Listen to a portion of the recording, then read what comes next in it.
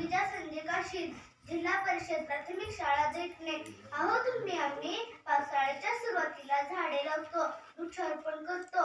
पावसाच्या पाण्यावरती ती झाडे वाढतात, त्यांचा विशाल वटवृक्ष बनतो. पण खऱ्या अर्थाने विचारांचा वटवृक्ष वाढीस लावण्यासाठी मी आपणासमोर अतिशय संवेदनशील वृक्षारोपण हा विषय मांडत आहे. खूप झाल्या घोषणा आता, खूप झाल्या घोषणा आता, खूप झालं समाजकारण, खूप झालं समाजकारण. वृक्ष लावा एक तरी, वृक्ष लावा एक तरी, होईल मग पर्यावरण रक्षण, होईल मग पर्यावरण रक्षण. पर्यावरण ही मानवाला मिळालेली निसर्गदत्त देणगी आहे, तेव्हा तिचा नीट वापर केला पाहिजे, योग्य प्रकारे जतन केले पाहिजे.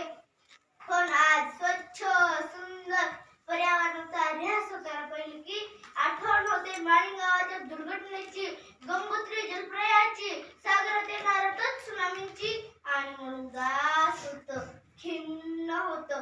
पर्यावरण सर्वांची माता, पिता, गुरु आणि सौख्याचा सागुरु याचा मानवाला विसर पडला आहे. प्रगतीच्या नावाखाली मानवाने अमाप जंगलतोडी केली. निसर्गात येणाऱ्या आपत्तींना कुठेतरी मानव जबाबदार आहे, निसर्गात येणाऱ्या आपत्तींना कुठेतरी मानव जबाबदार आहे. माळीगावची दुर्घटना असो की गंगोत्री जलप्रलय असो, याचे कारण फक्त आणि फक्त वृक्षतोड, याचे कारण फक्त आणि फक्त वृक्षतोड.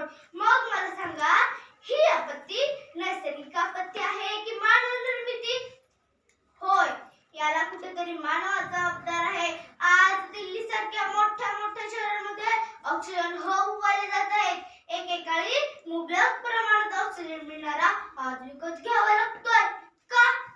फक्त आणि फक्त वृक्षतोड, फक्त आणि फक्त वृक्षतोड.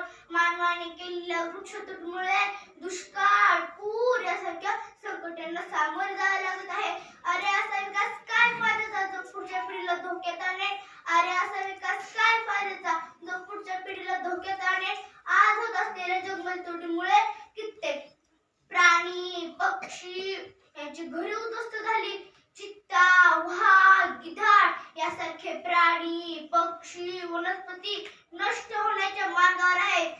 अहो, ही वृक्ष आपल्याला फळे, फुले, पाने, सावली तेवढंच नव्हे तर शुद्ध हवा देतात.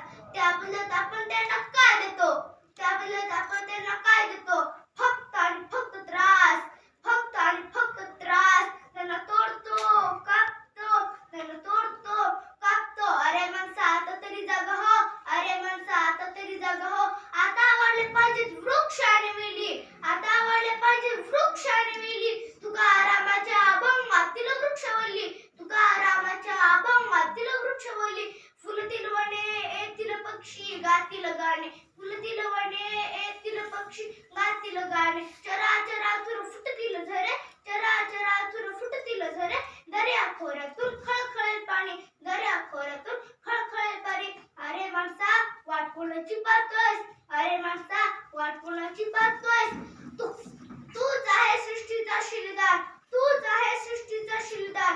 कर धरणी माता हिरवीगार, कर धरणी माता हिरवीगार. हिचे पुत्र आणि हिचे पांग फेडू, हिचे पुत्र आणि हिचे पांग फेडू.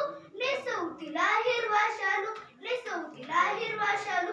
चला तर मग स्वतःपासून सुरुवात करूया, वृक्षारोपण तर करूयाच, त्यासोबत पर्यावरण संवर्धन करण्यासाठी प्लास्टिकचा वापर बंद करू.